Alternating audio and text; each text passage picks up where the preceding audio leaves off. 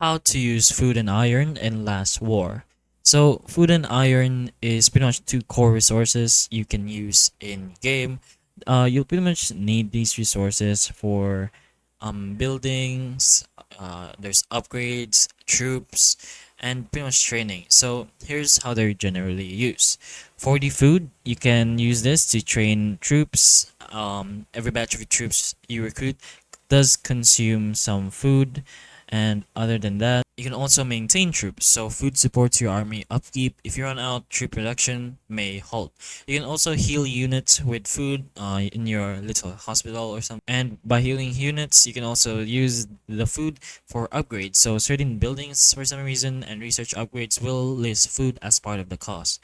As you can see over here, training units does cost iron as well. So that's one of the uses of iron in game. You can also build upgrades, pretty much mostly the same use with the food, but other than that, there's also research and crafting and repair. So some gear or trap or defense structures use iron, but it's usually used for upgrades and stuff. Same with food as well. But anyways, those are most of the places or the most common places you can use iron in food in Last War. But anyways, hopefully the information of this video can help you. And if it can, please like and subscribe for more videos like this. And that's all.